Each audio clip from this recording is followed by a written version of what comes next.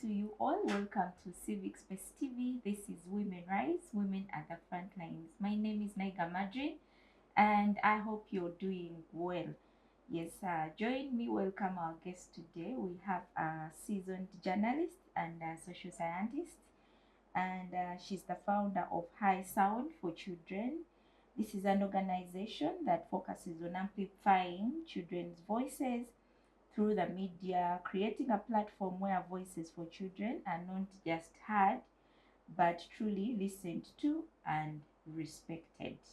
Yes, how well do you respect children in your society, in your environment? We have someone who is, so interested in listening and respecting children's voices and amplifying their voices. This is none other than Hadijah Mwanje. Hadijah, you're welcome. Thank you so much. It's really an honor hosting you. I'm glad to be here. Yeah, I have listened to Hadijah Mwanje reading news on radio, but today it's a privilege to have her here in studio with us, and she's going to talk to you, our viewer, of course, as we ask her a lot of questions about her work and, of course, about her passion. You're welcome. Say hello to our viewers. Yes. Good afternoon, good morning, good evening, viewers. I am glad to be hosted on Civic Space TV. And of course, it's a journey. I look forward to the discussion that we are here to have. Yeah. Hadijah, Women Rise is a platform for women. We come here, we host different women, you tell us your stories, but we are really focusing to mentoring that young woman and also, of course, learning from your experiences. Yes, so welcome to the show, and looking forward to learning from you. Yes, right into the conversation. Who is Hadijah? Some of us who don't know who Hadijah is, we've only, heard you on radio. Here you are today. We want to know more about Hadijah. How do you describe yourself? So Hadijah is a simple person. Okay. She's a lover of children, a mother. I love the media. I am so passionate about media. Yeah. I realized, I thought if I walk away, maybe I would have, but man, this is first love and I keep coming back. Oh. So this is me. I am also a social scientist, and I've done quite a lot of work for over 20 years. Wow. Yeah, for over 20 years in the media. Time flies when you say 20 years. Some people feel like a judge, but here I am. I am 20 years of service in different capacities. Wow. Yes. Wow. How has it been? 20 years experience in the media. It has been full of learning, exciting, but of course there are also laws. There are so many things that happen. Yes. I can't say that, but I am happy to report that even amid the challenges, where passion is, it keeps you going, and you don't even realize that these are challenges. You realize later. I remember one time I went for an interview on TV, on one of the top TVs in this country. I went to do an interview and they were asking me, so as a woman, what are those challenges that you get as a woman? And I told them I don't have any challenges. And I think that's why I lost out on the job. Okay. Oh. Because maybe they thought I was supposed to say I struggle this, but because I had known how to mitigate, how to run amid the situation, I didn't even realize I had challenges. Yeah, I know. It's after I came out and I'm like, okay, maybe I need I had this maybe challenge. this. I would have said Maybe when I this. was pregnant, my leave was 1 month. Yeah. Maybe this. Yeah. But I remembered later. Yeah. Wow, great women here. And we are still celebrating all women. March is a month of women. And she's here talking about how, a woman is expected to have many challenges, a lot of issues to handle. Yes, so Hadijah, take us through your journey, childhood experience. How did you grow up as a young woman? Where are you born? Yes. Yeah, I was born in Kawempe. Oh! City born. Just here, Kampala. Wow. City born, Kawempe Kutano. If you know that place, that ghetto down there. that's where by the time I knew what's happening, that is where our home is. And of course, I went to Kaimpe Muslim Primary School up to P3. Then I had to shift. I was supposed to go to P3, then I skipped to P4. So I skipped classes and went to Ginger. You were the sharp one in class. Somehow I was tall. I am a tall woman. So you know how parents can be. This girl is too tall. Now let's skip classes. I skipped and thank God I did well. So I continued. My life has, my primary, secondary life is in Kawempe. That is where I started my primary school. That's where I did my secondary school. And then after that, of course, I wanted to go to university, but I didn't have money. Apparently, I am a born of a Haji, may his soul rest in peace, and he had many children. My late father had so many children and wives, of course, and for him, when a child reached senior 6, that's all he could do. He would tell you openly, now take over. That is how much I can do, because your siblings also have to take exactly. So it's at that level that my late father told me that I can't continue with school. And it was, of course, hard-hitting because I've always dreamt about being a lawyer or a journalist. Period. And now that's all I saw. You can't go on. Exactly. And then this comes in that you have to stay home. Of course, I couldn't take it in. And I was raised, by the way, by my late father and my stepmother. But my late father had a big share in my life. Some people think I act like men because I was raised so close to dad. Exactly. So for me, it was my late father in my life all through. So at that point in time, that's when we separated. I left home and now remembered I had a mother. So my mother was a vendor. She used to sell bread and milk in the old tax park. Those women you pass by who sell things down.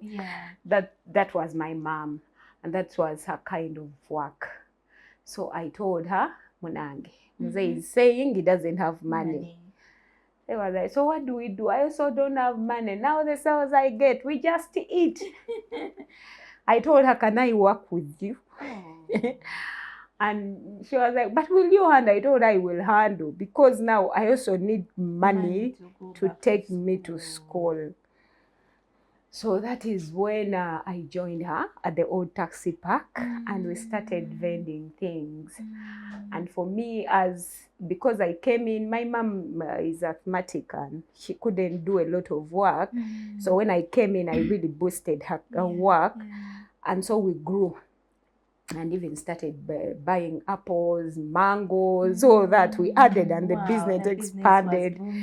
Exactly. So so that is where I got my school fees. And before I could know, there was a gentleman who one day came home as I was preparing to go to Nakasero in the morning. That's where we used to buy in bulk and then sell.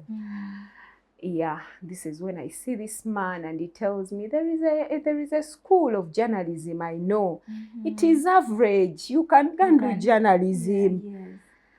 And I accepted. Of course, it wasn't the best at that time because I really wanted to go to my career and I had been given a position. I had been listed. I went. I saw myself at campus. I even studied for 2 weeks. Yeah, but I had to pull out, and that is when I started school at the International Institute of Business and Media Studies. I started with a diploma. Of course, I could wake up in the morning, go to Nakasero, buy things, because my mom could not do that. So I could do it in the morning, then after set up the stall. After setting up the stall, my mom would have come in. I leave her at the stall and then go to school. Then after school at 8 p.m, I would come back, do sell up to around 10, then we would go home. So that was my life until I graduated. Wow. And thank God, by the time I graduated, I already had a job. Oh. Yes. There was some radio station. It was in Kamwech. I think it's no longer existing. It was called Kampala African Radio. So I just went, applied, and they gave you the job. They gave me a job as an intern. Wow. So I went. That's where I learned to read news. That's where I was exposed to on-air kind of work. And I started. And in no minute, I think that was in 2004. And then in 2005, Monitor FM was rebranding to KFM. And this is when I took my papers there. I used to report in court at Kampala African Radio. So after covering court, I passed by Monitor. I didn't know anyone, but I knocked on the door. And I was like, I need to speak to the editor. Okay. The editor, I spoke to him on call. They called him and linked us up. I told him I need a job. And he was like, you need a job? So do you have papers? Yes, I have my diploma. Okay. So I can read news, I can report, I can do everything. And he was like, okay, you come back on Friday. I went on Friday as a very young girl. I went on Friday. When he saw me, he was like, but you're too young. Told him, but I can do work, good work. He told me your voice is too young for news. It's too young to read news. Okay. No one will listen to your voice in Luganda. And my interest was in Luganda news. So he told me, do you know the audience for Luganda? How can that voice speak to them? I was like, I'll work on my voice to make it big. Okay. And so that is how I joined KFM. I joined on a basis. They took you in. Yeah, they took me in on a basis of you bring a story, we pay you. You read on air, the times you read, they pay you. And I remember my first wage was up to 300,000. I had never touched that money. That was still big money. I know, 2005, 300,000. It was good money. Yes. I was really happy. I felt energized to continue. So when you got a job at Monitor, you left? Yes, I left Kampala African Radio and started now sitting at Monitor, but on those payment terms. And for me, it was okay. Yeah. Because I remember at Kampala African Radio as being paid 60,000. Oh. Yes. Oh. And that was for... This was a very beautiful gig. You know? Yeah. So it was an elevation of sorts times. Yeah. So that is how I started at KFM, and I've never looked back. Wow. So this beautiful journey, 20 years in media, we want to know, what was the inspiration for you to go into journalism? You mentioned you wanted law or journalism. Yeah, apparently when we were in school, in senior 5, senior 6, that's when I knew what I wanted to do. I started picking interest. By then I had a friend in high school. May her soul rest in peace. She died during vacation. And we wanted law. We would compete in class all the time. And she wanted to be a lawyer. So I jumped on the wagon. And I'm like, okay, I also have to be a lawyer. So it was then that I picked the interest of being a lawyer. But I needed the journalism bit because of what I was seeing on TV. By then, TV was unique. It was big. Being on TV, being on radio, it was big. So I added that too, but law was number one. But of course, I couldn't do law because of the financial things and everything. Yeah. So I went to media. That was the inspiration. It came from the competition with a friend. We had promised ourselves to meet at campus. So we would compete, we would study hard, that is where it came from. Okay. Wow, 20 years down the journey. How has this industry changed you or shaped you 20 years down? It grew me. Media grew me. I keep telling people right now I'm in the communication field, PR work, a lot of it, and media as well. But I keep telling people, for me, my time in active media I think has been the epitome of life, my career life. It grew me. Media saw me as a young girl. It built me. It gave me that resilience. You know, media is one field. No wonder it's male dominated. It's not for the chicken hearted. So somehow it built my resilience. It built the woman that you see today. For me, sometimes I'm like, the situations I look back at some situations and I'm like, okay, how did I make it through that? But then tell myself that if I could make it then, what of now? I had a friend at KFM, she was called Diana. And I told Diana, I don't think I can fail to live or fail to have anything to eat in life. Day, I cannot, because I have learned to do anything, everything for survival. But I think I picked that from media, because media, you get to interact with different kinds of people. When I was working at Raising Voices, I remember my friend, she's called Tabitha. I have so many friends. I'll keep referring them to them as friends.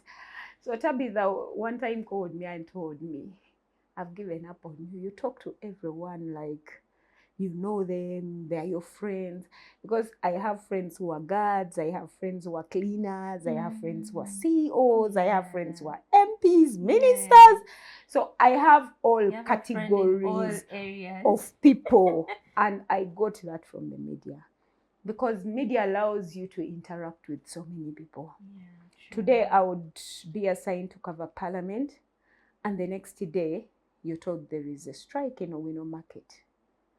So you get to interact with people at that level.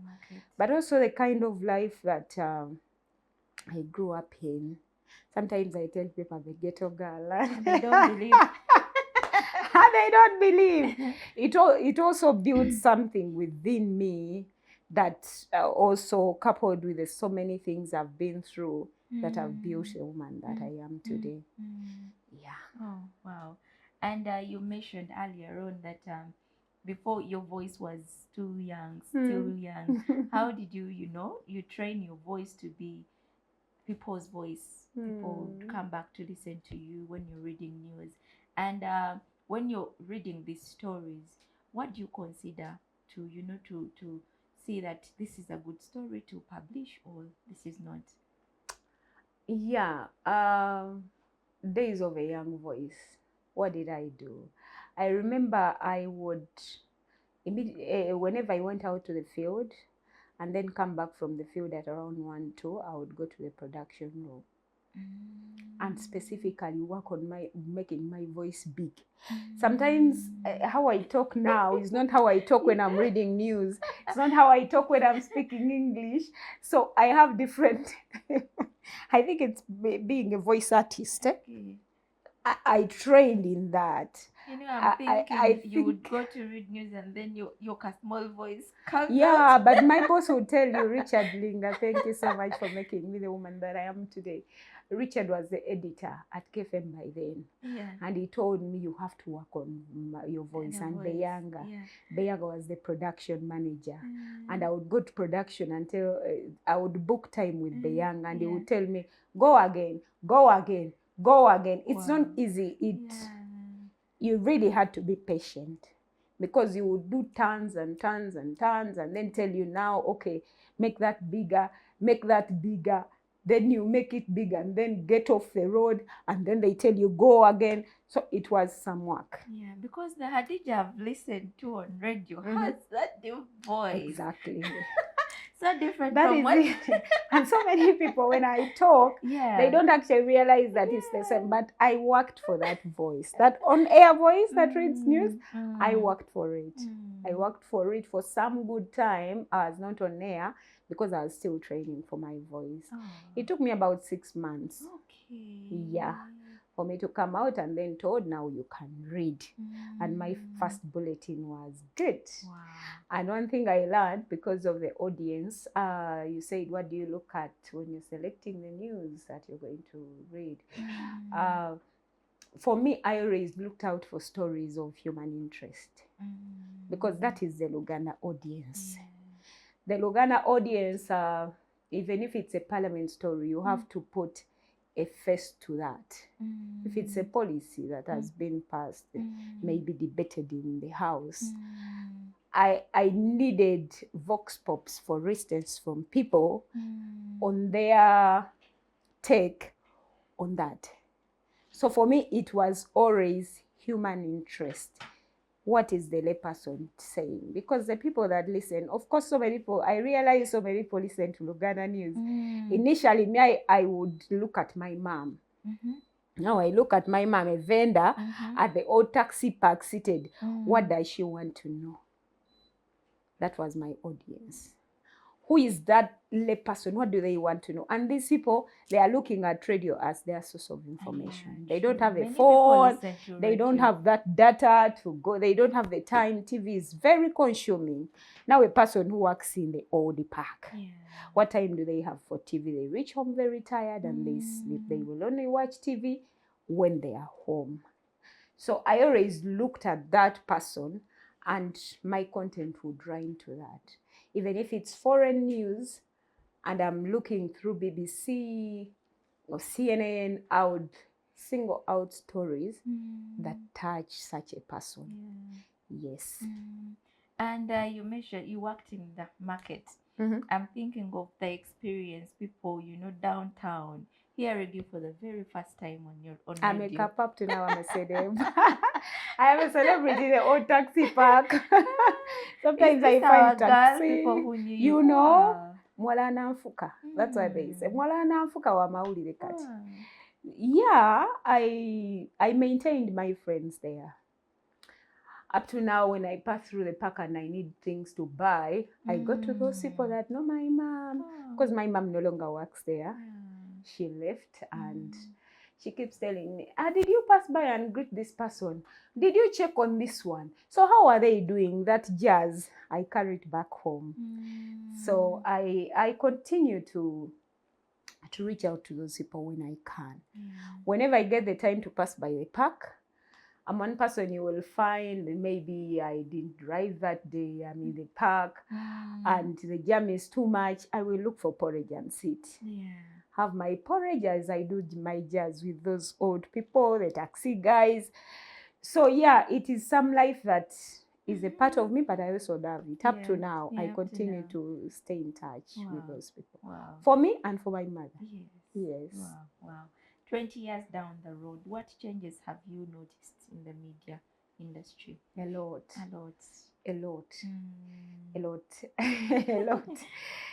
Some are good, some are bad, I don't know. But there is a lot of changes.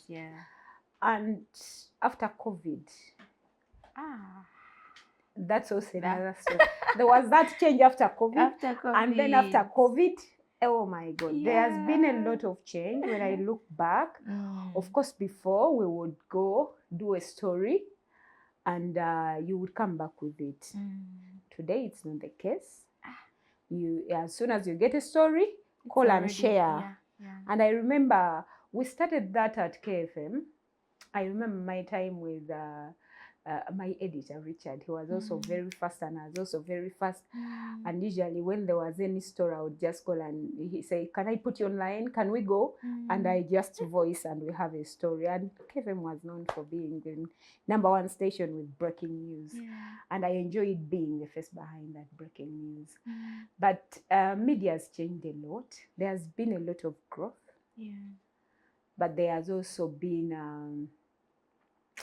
a little bit of loss of, how can I call it? Loss of that a real DNA of news. There has been that. I don't want to use bad words because I know all things happen for the good. So in terms of growth, it's good to see that we see more media houses. Before you would struggle to get where to work.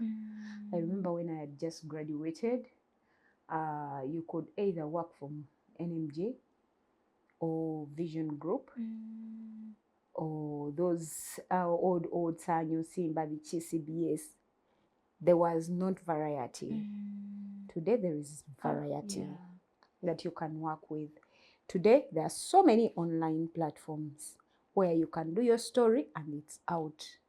Before, if you didn't have a media house, you're done. Yes. You had to look for a media house, and they would first put you on intern, then you become a volunteer. Then before you touch money, you have worked. A lot. And it was worse for upcountry. So there has been that growth in terms of the different platforms that any person in the media today, unless you're lazy or you don't want to explore, you cannot get a story and fail to have it published. Those days, having a byline, for instance, in a newspaper was an achievement. Who would keep them? There was no online version, for instance, of online papers. You would get your paper, cut out that story with your byline and keep it safely. Today, you can have a byline as long as the story is good. So there is that growth. There has also been growth in terms of agency. Later, you can have a story as quick as you can. If you sleep on the job, someone will do it before you do it. But there is also citizen journalism, a lot of it, where if you do not do something, the citizens have the phones. They will take a story, and before you notice, it's all over. And your boss will be asking you, so what is different? Because now I actually feel sorry for the journalists working right now. You really have to be too creative. You have to add to what everyone sees. It has to be different. For instance, if there is a strike in town, everyone will have it. On the socials, it will be there. Common people who can reach even where you can't reach. But what is that different thing that you're offering? No wonder media is a creative. If you're not creative, then you won't have the best that you need to put out to make you stand out. So I also see a lot of that. And sometimes for me, I don't watch news. Rarely do I watch news. Because by the end of the day, you know what is happening. What has happened in that day. You know, unless you want details, because now the media gives you the detail that you can't have. Then also give you different perspectives. That's what I get from the media entities. But on my Facebook, on my X, I can know what is happening in town, which I want right now. I may not be interested in the depth of everything. And I know there are so many people like me. You wake up, you have work plans, you have this, you have to think for this. So you have limited time to get detail. But you know, when you open, you know, hey, this person has been arrested. So there is a strike in town. So there is this. And you will understand what's happening. Then when you want the detail, you wait for the evening or tune into radio. So there has been that great change that calls for a lot of work, for a lot of input. Yeah, in terms of, this has also by the compromised standards. It's something that hurts me a lot. Sometimes in the process of competing with the citizen journalism, we compromise our standards as media. And you watch the news and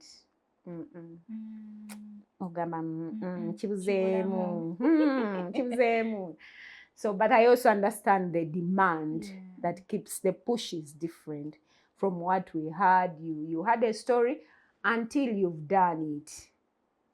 So things have changed. A lot has changed in the media, both good and bad. But I think the good outweighs. The good outweighs, only that we really have now to be more creative as journalists. What are you offering different? Now AI is also here. So what are you doing different? Now for me, when I'm going to write a story, for instance, I hope my bosses are not listening. I just capture the key features and I am able to get a story in a flash. Push it forward properly. I read through, it's done. So there is a lot of thinking that we have to do if we are to stay relevant. Yes. And we have many young people who, whose passion was to do, media, join journalism. What advice would you leave out to them? And Let them come. What? Let them come. It's a free world. Yeah. What makes you stand in the media is not having where to work from, but your creativity. I keep telling people, as long as you're creative, you will stand out.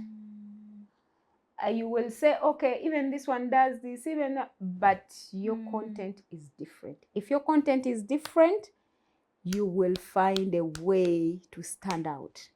So let them come. Some people think there are so many journalists. Some people think it's crowded. It's everywhere. These days, every year, you see people graduating. Yeah, and you're like, okay, where are they going? So if you're not creative, you might look for that job until. One thing I've seen with the media, it's one field where you can go a year. You can do something and keep going as you wait for the big things. Problem is, when we are in school, the mentality we have, I am getting out, I am going to TV, I am going to radio, I am a big journalist. You look at these people, but you can start from where you are and get where you want to be. Because now for me, if I had not gone to Kampala African Radio, it was a small radio. But it gave me ground to even tell the people that where I was going that I am working here. I even read news. You see? So it gives you, it boosts you to another what? To another place where you will find better things. Which is somehow different these days. We want good things fast. Exactly. Yeah. Lately, things. Social media, it paints a picture of a different thing than the reality.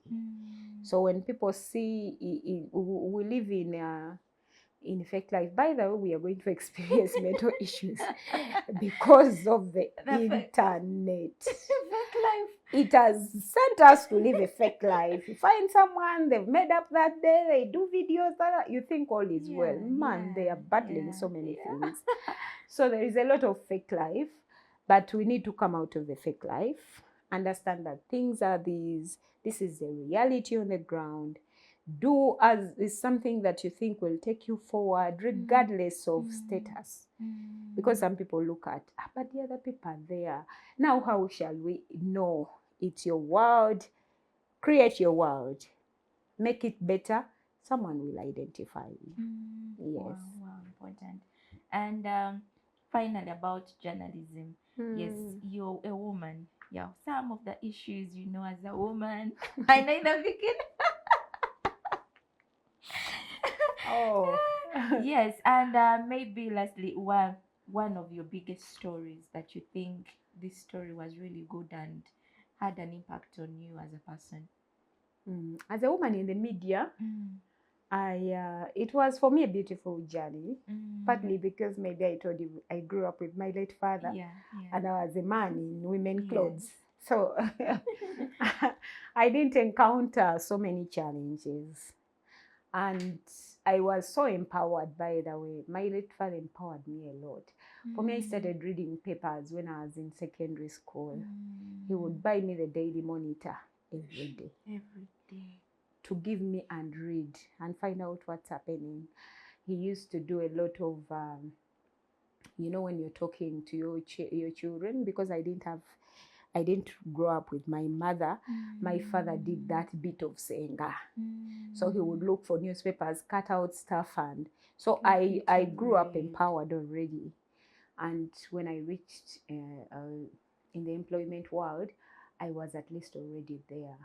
But that did not mean that I didn't encounter any challenges. There are many challenges that women face in the media. Quite a number. First of all, it's very hard to break through as a woman. I think you've seen a report that was done by UMWA. It has pointed to sexual abuse several times, sexual harassment. There is a lot of sexual harassment in the newsroom. If I wonder how many girls, young as they are, when they've come out from school, that are able to stand up. I doubt there are many. Yeah. But it all calls for empowerment. I remember, I will take you back a bit, when I had just finished senior 6, I was still looking for a job. And at home we had some rentals. And in one of the rentals there was a girl who was also called Hadijah. She had gotten married quite early, but she had a father who worked at Parliament. So that girl told me, my father can get you a job. He works in Parliament. Even if you get office attendant, it's okay. So I was like, oh my God, I wish I can work. Even if I serve tea, it is okay. So, and on this very day, she linked me up with the father. I went to Parliament, and yes, I met this old man. And he told me, yes, there are jobs. And I did what? He told me, you will do some interviews. I waited for the interviews, they were not coming. I waited for someone to speak to. So later he told me, you will have to come back. Now your names have been taken, but you will come back for when the shortlist comes out. So I went back for the second time. And when I went back the second time, I waited up to 4. The man was not doing anything. I was there. Remember, I had come from Kawempe. I had put on my car heel for the first time. I tell you, going to Parliament. The thing had burnt my feet. I was really tired, but I was waiting because when I just reached, he told me, you've been shortlisted. And indeed, the list was there, and my name was there. But I kept saying, okay, what next? And he kept moving around. I had been told to sit somewhere until around 5. I saw people packing their bags, leaving. Nothing is happening. Time came when it was me and him in the room. I didn't even realize. I was that innocent. I didn't even think about it. And at that point in time, this man begins to get close at me with an intention of harassing me. But because I was not that naive as I looked. So I fought my way out and ran. I remember I didn't even have transport. And when I went to see my mom at the old park, she had not worked, imagine. So that day, I think the devil was looking out for me. Thank God I won the devil. Because after that, I went to see my mom. She had not worked. So I had to walk to Kawempe. And when I reached one day around YMCA, I was like, oh my God, I wish I can stop any car. I stopped a car and then sat in this car. It was a man alone in the car.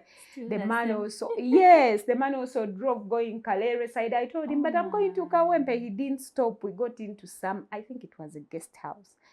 But thank God when he parked, I ran out, and I'll never forget that day in my life. I had to walk up to Kawempe. But this shows you the kind of things that young people go through, especially girls, to get hooked to the employment world. It is not easy. And even when you get there, and the things are not any different. They're also happening in the media. You might think they are very far. Even in the media, different reports have pointed to the fact that girls are harassed. Having a byline. I've known some editors, you can't have your story byline through if you've not, exchanged your body. So these things continue to happen for girls. Sometimes you're not given those stories because they think you're not matching to it. They think, this story can't be done by a woman. So they keep sending you to particular stories. So there are so many things. And when you're married in the media, it is very hard if you're married or you have children. Because I don't know what's happening today when you can easily do a story from wherever you are. But for me, those days when you worked in the media, you had to be around. So if you had children, it wasn't easy. If you were married, I think people had partner violence. They must have experienced that a lot. Because media is one industry where you wake up and you don't know how your day will be. You can plan for this and then something else happens. In the course of the day, you end up somewhere. So you never have a program per se, And I can imagine if you're married and the husband is not very supportive. It's the same with children. Me, I had my child, my daughter. By then I had been elevated to now how do they call it? To a retainer. Calls it a retainer. There is some particular money that you get, and then your contributions also add to that to give you the final pay at the end of the month. At least I had received a retainer, and but still I didn't have time for my daughter. I hired maids. I remember I had over 10 maids in a period of 1.5 years. And at some point in time, I got tired. I remember one time when I was returning from work, it was around 11 p.m. Because I would first do the bulletin at 9 p.m. and then leave. You leave work, you all sit in a van that drops you to work, to home. And then my home, by then I lived in a home that was on a dusty road. So everyone would say, tetsoka Hadijah, tetusoka mumfufu. So they would drop guys. The last one. Exactly. They would drop everyone and then you're dropped last. And I remember one time, it was around 11 p.m. when we were sloping down and I saw someone carrying a child. The child was not well and the woman was running while crying. I was like, so first stop. I told the driver, who is that? And it was my daughter. My daughter, you know, she was convulsing and my maid was carrying her to the clinic. So it was a lot that I went through as a mother in the media. And at some point in time, I had to make a hard decision to take my daughter to boarding school. I took my daughter to boarding school at 2 years. Whoa. Sounds crazy, but I think it was the best decision by then. 2 years. Because I would leave home in the morning at 7 or 6, it depends, and then return in the night at 11 or even midnight. So all that time on a daily. And that time, your child in the hands of a maid. So for me, many times, one time I came back home and my daughter was telling me, Mommy, we had mandas. I told her, oh, mandas, where did you get them? Mommy, Auntie took me to Uncle. Oh my God. So you see the kind of life that the children are exposed to. So my maid was actually taking my daughter when she's going to see the boyfriend. So those are things that I got tired. Those stories are like, no, I think my daughter has been through enough. And I got a school that allowed her in boarding. So I would take her, pick her on Friday and take her back on Monday morning. So, but I did it for about 2 months. The next time I would go to pick her, she would refuse. Oh, she had already gotten exactly. So I left her, and up to now she's in boarding. And these are things that we cannot turn back the time as women in the media. Today I struggle to bond with my daughter. We are not very close because we have not grown up together. She has never been with me. The longest is holidays. But it's because of the nature of the work that I did. And today I tell every woman in the media, never compromise. Today, there is no price that I can pay for the time I miss to bond with my daughter. So never, never compromise your child, family first. But these are things that women in the media go through because the media has it doesn't have a schedule. Today you wake up, they tell you, where are you? Okay, Besigye is going to walk. Me, I cover the walk to work protests. I was the journalist for KFM. And I remember I used to leave home at 6.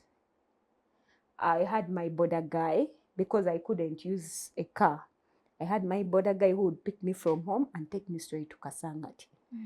So Besigye would walk out of his home when I am already there. And at some point in time, the security guys were alleging that I actually spent the night at Besigye's home. How could I have?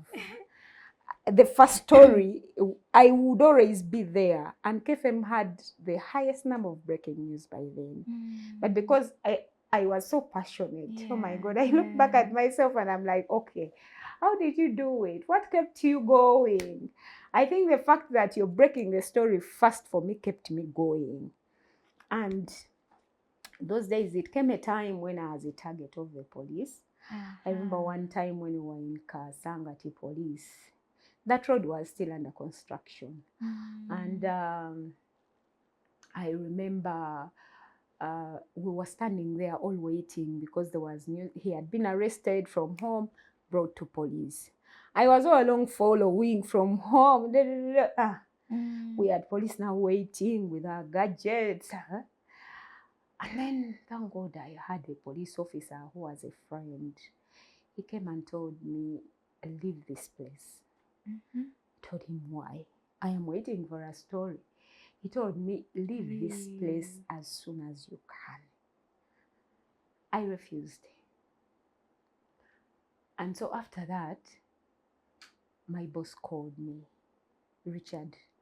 He called and told me, where are you? I told him, I'm at police, Kasangati police. What's happening? Anytime Bessie is coming out. So can you please come back? I told him I can't. I can't. The story is still unfolding. This is the second person telling you to leave. Yes. And when he told me that, I told him I am not leaving. And he told me, you're fired. So when he told me you're fired, I knew now this was serious. And before I could take it in, the K car had reached. We used to call it the K car, the KFM car. It was branded KFM. The K car had reached and the driver told me, jump into the car and we leave. And when I reached, that is when I knew that I had been put on the list of journalists who are going to be beaten and undressed that very day. I was like, what? That is when now sense returned. And I'm like, oh my God, I was going to be... The plan was to humiliate me and make me lose that as a woman. You know, when you undress a woman, you know, when you undress a woman, you have completely undressed, you have taken away everything. And that was the plan. And so when I reached office, I was like, what? So next time when they tell you, leave. And these are some of the security tips that the journalists need. Sometimes we get so interested in the story. Of course, it's any journalist who has been in the field will tell you, I like the best story, but no story is bigger than your life. So at that moment in time, I don't know what was over me, but the story, I needed the story. And it's when I had gone back to office that I was told of this. They had received information that there is a journalist of KFM who is supposed to be harassed. I said, what? And it didn't stop at that. For 2 weeks, I didn't go out to the field. I would wake up and come to office, do the work in office, until there was confirmation that the order had been withdrawn. Oh dear. That is when I had to go back to the field. So my life in the media as a woman, of course, had challenges. Such challenges to do with, it's hard to be a mother and a journalist, family. It's a lot. And now when you talk of these orders, you know, the things that have just happened. Things are real, you know. When I saw what was happening in Kawembe, I also heard that there was a list. No, things happen every day. But you know, it is very sad. It is very sad. But it is part of you know, every job has hazards. That's one of them. And it is so sad when a person that you cover every day is now your enemy at that point in time. Because for me, thank God, the person who informed me that leave this place was a police officer and a senior police officer, because I was also working with him on other stories. So I thank God that at least he let me know. Now, if you don't know, you will learn in such things and you're beaten. But no story is bigger than life. And I keep telling people, anything that encroaches on your life outside work, it is not worth it. It is not worth it. You may not notice it now, but you will after years. I notice it today, and I'm like, I gave in a lot. But I also look back and I'm like, okay, at least I did something. You did something. Yes. Wow. And we embrace and appreciate that. 20 years in media. 20 years. Yeah. Wow. So you're a social scientist. I'm thinking this draws you to, the organization High Sound for Children. Yes. Actually, when I realized I needed to get out of media. Okay. And I needed to do now something else that would introduce me to another field. And I remember I had served about 5 years at KFM when I went back to do a degree. And I decided I won't do a degree in media again. So I went and did social sciences. And I did it at Chambogo. And from then, I started looking out for opportunities that would push me into another field. Unfortunately, by then I didn't get any opportunities, and I kept in the media, but it also grew my kind of thinking wider. So I did my degree, I finished, and I started High Sound for Children after the decision to leave media.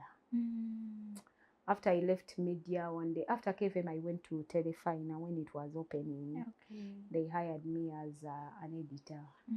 I worked there for 1.5 years and left. And I said, enough media, now I need to do some other things. I think I've served enough. Yeah. I actually thought that me leaving from KFM to TV would give me another kind of, because I felt bored in radio. I felt I had done it enough. So I said, I think I need to change. So I went to TV, but it was worse. TV, you work up to the last thing. The videos take a lot of time. In radio, you do your thing, the audios, and quicker, and it's done. Now TV, one story, it's a lot of work. So I left her and said, I'm not going back to the media. This is when I did some other things. I did some business, but business is hard. I realized that's not me. Of course, after knocking self and losing a lot of money, I said, okay, now I need to do something that is related to media, but where my passion is. And whoever sees me into children, they can't believe. Because they expected the hard woman that they used to see would do some hard stuff. Apparently, people think children are not hard stuff. So people thought maybe I was going to contest for Member of Parliament or start an organization for women. Or I wanted to start an organization for single mothers. And I remember I have a lawyer friend, I won't say his name, but when I went to him to support me, he told me, no, you're going to feature in the media always for being a single mother. No. So I also got scared and left. Yeah. But I feel maybe I should have done something that side. I continue to work with single mothers. And when I sat down, I had a vision to go for children. That was about 6 years ago, when I thought, okay, I need to do work around children and the media. And that is when I now started looking for people. Thank God I had made their organizations that I had covered when I was a journalist that did work around children. So I went to them, spoke to them, and let them know that I have this dream, and all of them were in support. That is when I registered High Sound for Children and started doing media for children work. And the organization does amplify voices of children, unpacks media for children. By then, when I started High Sound for Children, I didn't even know media would be a big deal. And it's after COVID that everyone was like, oh my God, there is a lot of exposure. And I'm like, God is so good. I saw this 6 years ago when no one looked at it. So today I do media for children work. I unpack media for children because we know that there are more children exposed to media. More children access phones. More children access TV. For us in my time when we were growing up, it was not a right to watch TV. Yeah. It was not. There was timing. It was not. You would first shower. First of all, you can't watch TV without showering. Yes. So you would play, and then remember you didn't shower at around 6. Then by then, after showering, you just sleep. So there are limited days when you would watch TV. A phone was a no-go zone for a child. Yeah. Radio, it was for birango. They are going to read announcements, and then after that you get two until another time. So that is how we grew up. But right now, a child can listen to multiple forms of media. Exactly. And now COVID did the worst, maybe the best, but unprepared. It came at a time when our children were exposed to phones. Schools, in a bid to catch up, introduced classes online, but we exposed children to platforms before we prepared them. Yeah, true. We had children accessing our gadgets. You know, a phone, if an adult can be on phone, and then a message pops up, and then you go to the message instead of where you've been, what of a child? Yeah. So many things pop up when children are using phones. They go to that, and countless. And you know how now phones are, the internet, I think. You want this, for instance, I've realized there are platforms I go to check. I've checked, for instance, platforms that speak to combination clothes. How do you, do a good combination? And tomorrow they will show you shoes. Tomorrow they will show you tops, colors, bichi. Before you notice, it links you. Now, imagine a child on phone. They end up consuming information that they're not supposed to consume. So that is what High Sound for Children does. We do our work in schools, we do our works in the community. But also during COVID, we realized that many of the children who were supporting under media clubs had conceived and were mothers. Yeah. And I chose to go back home. I told you I'm a born of Kawempe. So I went back to Kawempe in that ghetto land. And I realized over 20 girls were pregnant. I remember the first time I went to visit, and I found a girl who was planning an abortion. She was there and wanted to abort. I spoke to her and told her, you can't abort this baby, sweetheart. This is just 9 months, and after all we need to do is support you.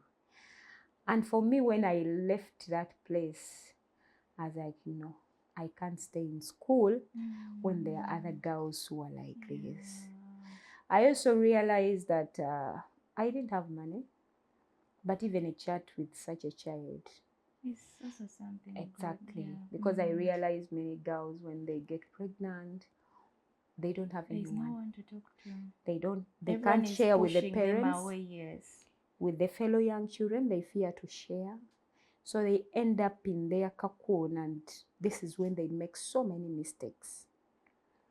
So I said, even if I just go to Kawempe on Saturday and sit and listen to the girls, that's enough for me. And that is what I did during that time. I would go and sit with girls, young mothers. They would narrate stories of men who ran away, some are fellow children, and yes, we launched a program called the Gold Star, because I believe these are gold stars. Yes, things went bizarre, but it doesn't mean that you cannot contribute their lives. So that's what I also do right now, away from the media for children work. We also do that kind of work to support young mothers. Yeah, so that's about High Sound for Children. Wow, beautiful work. Amazing. So there are so many demands that come, with working with children, emotional, physical. How do you deal with this? A lot of it. I used to cry a lot. But I have also learned that my mental health is key. Yeah. It's good because you can't give what you don't have. You cannot empower a child when you're also equally broken. So for cases that are very hard, I first give them time. For instance, I've also not been well for the past like 3-4 weeks. And there was a case, and our social worker called me and told me, there is a girl, this girl, it's you who can manage.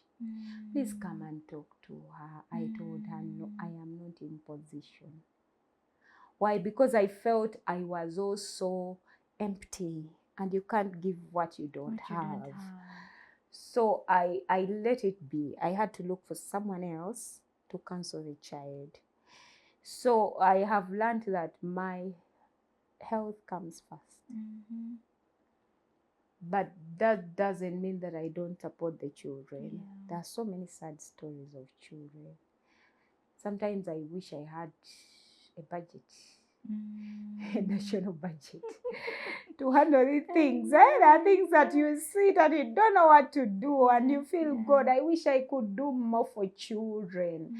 Because children are very much ignored. Children they are victims. By the fact that they are children makes them victims. And now when they go through any forms of abuse, it worsens. Because even for a child who has not been abused, they're already victims, as innocent as they are. So as I support children, of course there are so many sad stories, stories of abuse. Sometimes for me, people think I spoil children, but I've not. I've nurtured children that I've seen grow. I've seen young mothers returning to school. Sometimes when I sit parents down and I tell them, don't beat your children, they tell me, these are African children, the ears are on the buttocks. I'm like, no, you can talk to them, because children can listen actually. And as several people say, but they can't behave. They can. They can if you talk to them. Now, if I'm with you here, we can get a disagreement. Do I have to beat you? No. I can talk to you and we agree.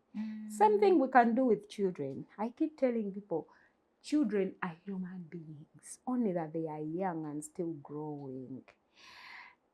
Nurture them with love. Rudeness does not help. And with a modern child, you just drive them away. Exactly. It doesn't work. So these are stories that we go through every day. I remember one time I went to a school to do a media club activity. And after, there is a girl who said, Aunt, I want to talk to you. I stayed back and sat her down, and she was like, okay, what is it? Auntie, I don't know whether I should tell you or not. I'm like, what is it? I stay with my grandfather. Okay. And there is also a neighbor near us. He's also an old man. Okay. This man has been giving me 2,000 every day for Rolex. Like, okay. And then when I go to pick the money, it touches me. And I'm like, okay, does mommy know? No, mommy leaves in the morning and returns late. And I fear to tell her. And I told the child, okay, do you want me to talk to mommy? Yeah, but make sure she doesn't get mad. I'm like, no, maybe she doesn't even know. So I had to call the mom. So certain things you even take, it's a call away. So I called the mom and let her know what the child was going through, and she was shocked.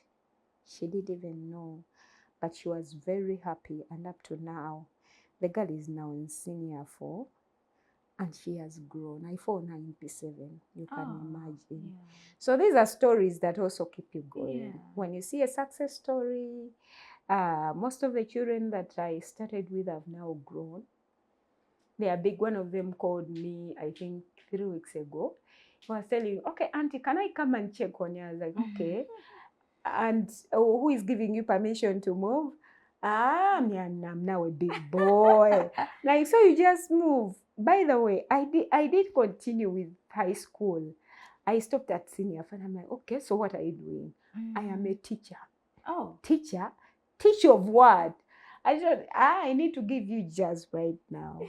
And he was telling me, okay, have you had funding? And I'm like, no, I'm still looking for funding. Oh. So there are people that I know right now that I work with that can fund us. Oh. And I'm like, okay. Wow. I got to meet Daniel when he was so little.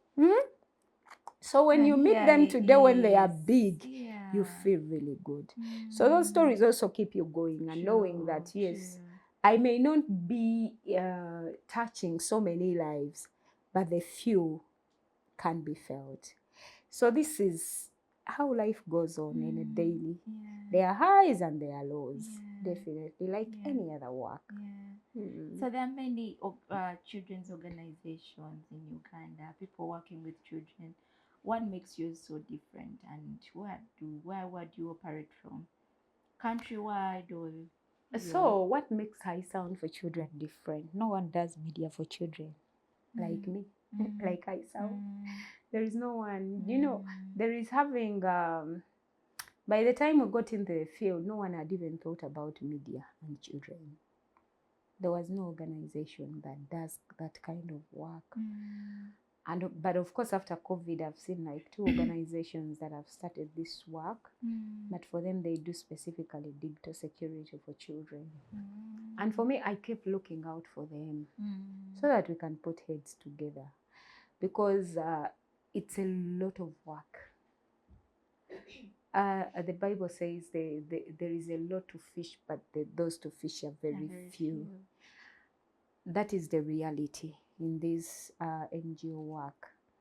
There is quite a lot of work that not even one organization can finish. So for me, I believe in networking. So for me, when I identify an organization that does work that, I look for collaborations. Are you willing to collaborate? There are those that want, there are those that don't want. So I don't force it on people, but I let you know that we can work together. Those that we can continue. But I like the uniqueness of High Sound, because the work we do, at least I know in Uganda no one had thought about it. I also don't know, I think it's an idea from God that I even thought about it, because for me, I was never into soft stuff. Like, I already thought about hard stuff. But now I realize that what appears soft is actually very hard. So the uniqueness, it depends on what you want to do and how you do it. For me, I keep telling people, one time there was an opportunity that came and some organization did what we do. And my colleagues were crazy. I told them, no one can implement the way you implement if you have the original idea. Anyone can duplicate your idea, but they will never do it the way you do it. Because there are many. And if you do yours, still someone will know that this is the original idea. So for me, that is my basis. I keep saying, tomorrow there may be so many organizations, because media is growing, media and children, it's a growing field. And there are so many organizations that are going to come in. But what makes you different, what makes you stand out, is what matters actually. It's not about how many are you, but what makes you different. And I still doubt that there is anyone who can do media the way High Sound has done it. Someone will come, do the top of it, get money, but that is it. And where are you based at? Or where we are based in Kawempe. Kawempe, now you understand why Kawempe. Kawempe. Because we could not have 2 offices. Yeah. We couldn't have 2 offices, one that works with the girls and one does that media work. So we said, let's do media. But the bigger plan is to do a real big office where children also get to experience media practically. Because that has also been something that the youth desire, or young people desire. So the dream is to have a center that is big, with practical things, that if it's a center that has digital stuff, children are able to experience. So that is something that will come, I know, and I believe it will happen one day. But we continue to work in Kawempe so that we can touch the two areas. And where do we work? We work in Mukono, we work in Kampala, we work in Wakiso, we work in Jinja. Yeah. This is where we work now. My dream is to wake up one day and every school has touched the media, the smart media book. Unfortunately, I didn't carry my book. I looked at it this morning. Somehow I didn't carry a copy. Yeah, but I'll send you a copy. I'll send you a soft copy.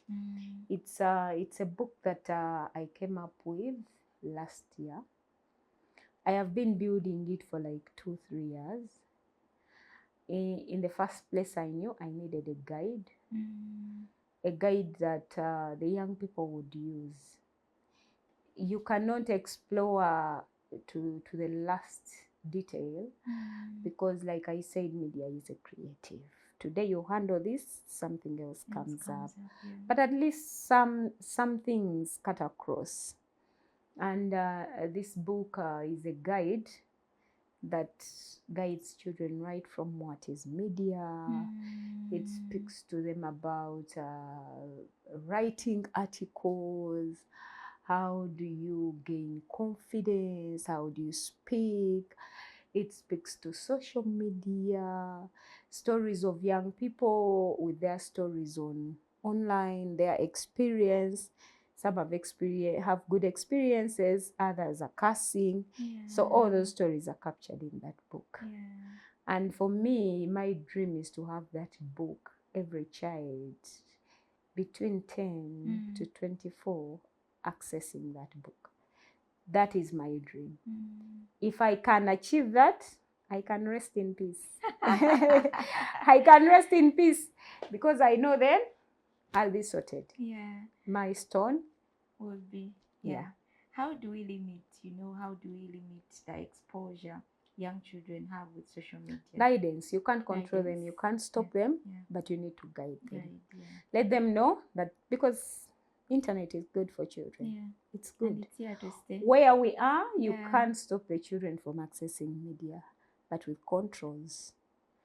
As a parent, have parental controls on the phone of a child.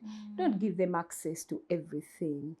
Put in controls. There are applications right now available that can help you. The child can have a phone, use it for good things, and protect them from the unfair content that does not suit their ears. So it starts with parents.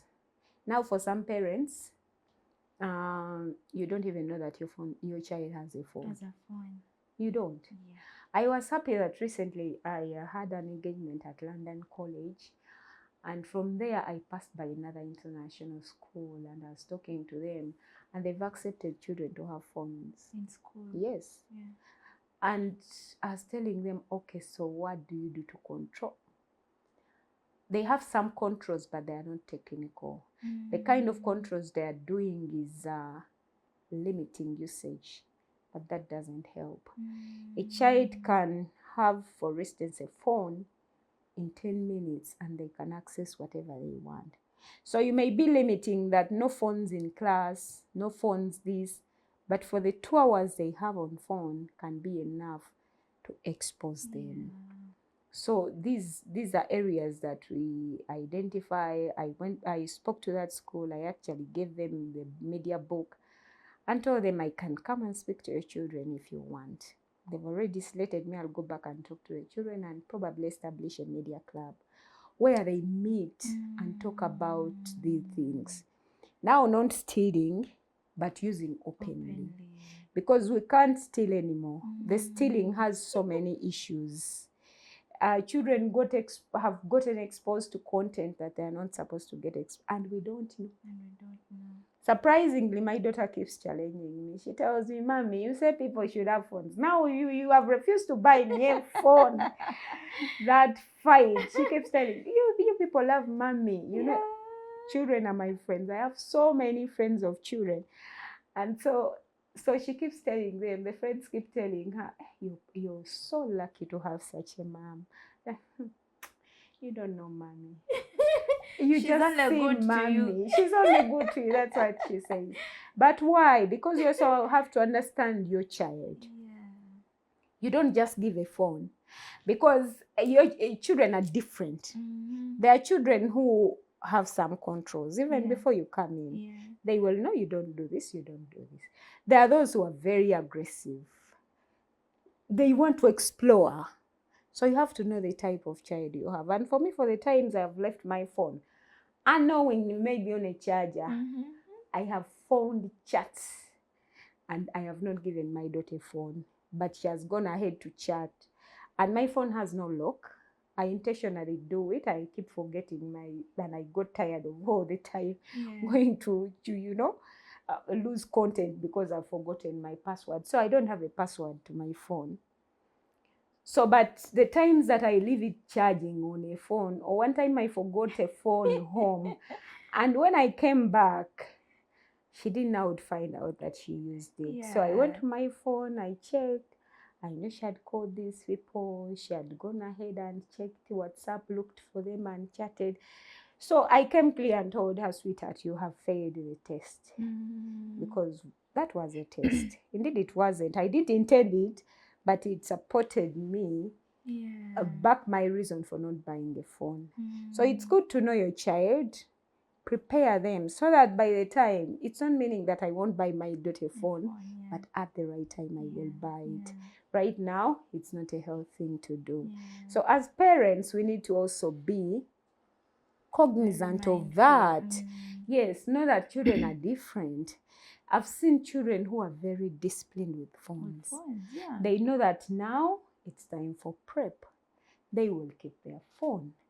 They know that at this time, you actually look for them, because I have a WhatsApp group for children where we get to share. Even when I'm working on some content, I share on their platform.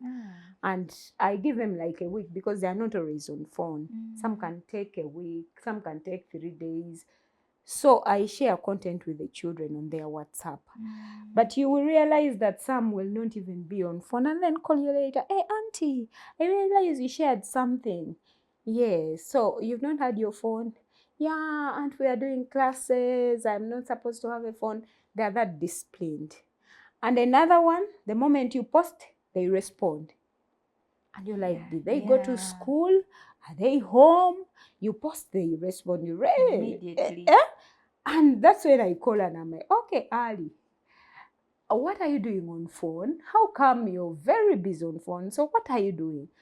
We are on holiday. I'm in vacation. So that's when, but all these you can only know if you're into the child's life, or they are open to you. Now, if you're not very open to the children, you can't know that.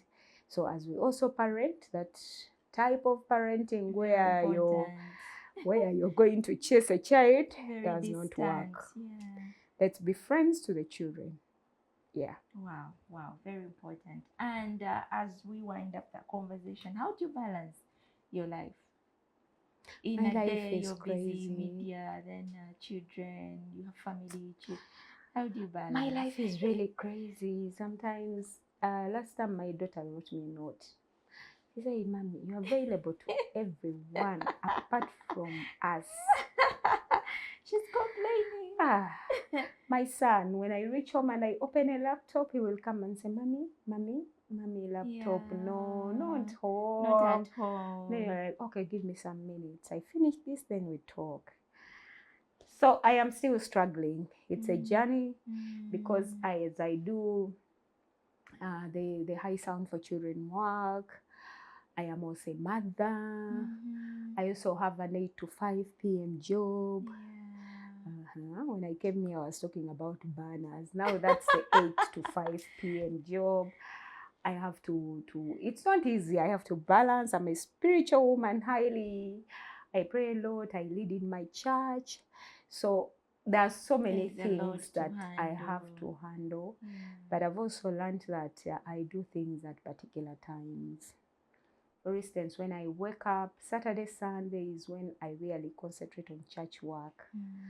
Unless there is something burning. But Saturday, Sunday is church work and family work. Saturday is strictly for family. I don't do anything. Thank God my 8 to 5 p.m. job is more of a field job. So I can do some other things as I do that. And my boss is also not the kind of work that I do elsewhere. So they know that. So I've not had challenges, and it's strict or completely a different field. So I really try, but there are so many challenges. It's not easy. It's not easy. Thank God I am still a single mother. I keep imagining if I have a man in the picture. And I'm like, will I ever handle? Now I have another one. I have my children. I have high sound. I have church. I have 8 to 5. But I know the grace of God is sufficient. By the time I have a husband, I will be able to take care of all. And that is what makes women different. I keep telling men they can't multitask. It is only the female creature that can multitask. A woman will be breastfeeding. And they are also doing something else. And they are monitoring something else. They'll see a child who has pinched another and also intervene. That is the power. Thinking of what to do tomorrow. That is the power and strength of a woman. It is natural. And when you get to also get exposed, it doubles. So that keeps me going, and that's how I'm thriving. Beautiful. And your last words to a young woman who is struggling maybe with jobs, anything in life, with your experience. So to the young girls out there, it starts with you. No one is going to make your life.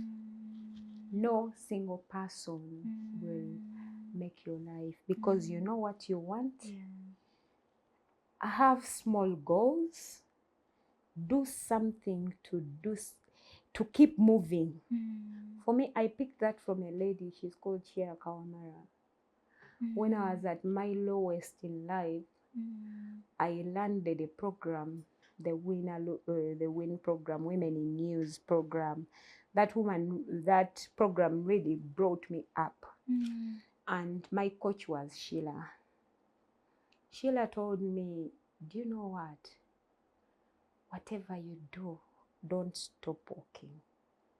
However little it is. By then I was struggling with high sound, with even explaining what it is, because I had not known what exactly it is. I was still there. And Sheila told me, I like this, but don't stop walking. You know what you want? It is you who can speak to it, no one else. Keep walking. So to the young woman out there, it is you. No one is going to make your life. You don't need a crowd. You don't need the connection. Sometimes we think we need the connections, and that is where we get abused. Do your thing right. Find out the enablers in your environment. What are the things that you can bank on? For me, I keep telling myself, I am that energy. What else do I have? When I was starting High Sound for Children, I consulted a lot with my daughter. I didn't have to pay her. I didn't have to move across. My neighbors' children, where I stay, there are people who have many children. They're all my friends. Because when I'm doing anything, I consult them. I call them, sit around with them. And I tell them, okay, so what do you think about this? And you will hear their views, and it's all interesting, and it builds up to what the children are thinking. So establish the enablers in your environment. I remember starting High Sound, I had just started like this when COVID came in. I was like, okay, what do I do? I stayed home and continued to write. Whatever I would see that is affecting children, I would write. I would do opinions. I called the Observer. By then I told them I have a story. Can I share? They told me share. Anything that I had, I would make sure that I write.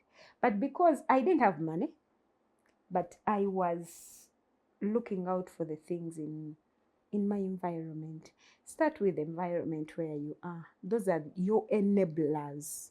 What do you want to do? What is your environment talking to what you want to do? And then you can start there. But don't wait to start big. Start with what you want. I have seen girls who are looking to something and they want something really big. You tell them that this is possible and they're like, but they have something in their mind. So, and that is why I told you we are living a fake life because of the internet. Because some people have seen friends and they think all is well. It's not. Someone does a video in their good mood and you think they are doing well. But in reality, they are struggling. So start with believing in yourself. Look around you. What are the enablers? Disciples, close out. Don't even go where you feel it's not working. Start with what's working. As a journalist, for instance, if you're a journalist who has just started, there are stories all over around you. Get a story, sell it out. These days there are so many platforms. Start small. I've seen online struggling to get content. Give them your content. There are platforms. Have a YouTube channel. Put on your content. You have your socials. Put across your... And before you notice, someone will be following and they will be able to work with you. So we need to start with what we have. Yes. Wow, beautiful. Thank you so much to our viewers. It has been a very beautiful conversation. I'll give you 1 minute to say your last remarks to maybe your people, your fans, and the people you work with. Yes. High sound for children. Yes. I really want to thank everyone who has been watching, and those who are watching. I know this is an online thing that you can come to all the time. Probably someone will watch this years after. So I want to thank everyone who has walked this journey with me. Everything that I've done is not a personal effort. I've just been a face. But behind High Sound for Children, for instance, there is a team. I work with Patricia Osman. I work with Benjamin Jumbe. I work with Adele. I work with so many people. Me, I am just a face of the organization and maybe the vision bearer. But to the people that have walked this journey with me, I can't thank you enough. It has been a long journey. From my first employer, I continue to reach out to my bosses. The other time I was hosted on KFM. For me, I make friends whether I am still there or not, because I know one day I will go back. From where I started, I have created friends. And to everyone who is watching, thank you for holding my hand. I know the journey seems like it's just starting. I still need a lot of people to walk this journey with. But I know it is possible. Today I was reading a Bible verse in Proverbs, and it was talking to iron sharpens iron. I still need more iron to sharpen me. And whoever is listening or watching, thank you so much. And I know that I will meet that iron along the way. God bless you. Wow. It has been a very beautiful conversation. I hope you have picked something from Hadijah's experience and passion. Yes, she's doing amazing work, and which all of us should interest ourselves into. Yes, children are very important features in our society. We should really look out for them, respect them, listen to their views, and of course, most importantly, control what they use the phone for. Limit, as a parent, limit phone usage for your children, and be there to guide them, be in their lives and guide them. Thank you so much to the people behind the cameras. If you're watching us for the very first time, this episode is always on every Saturday afternoon at 3 p.m. Women Rise. Yes, we are always here to mentor you, the young woman, and everyone, of course. Yes, I've been your host, Madrid. See you next week. Bye.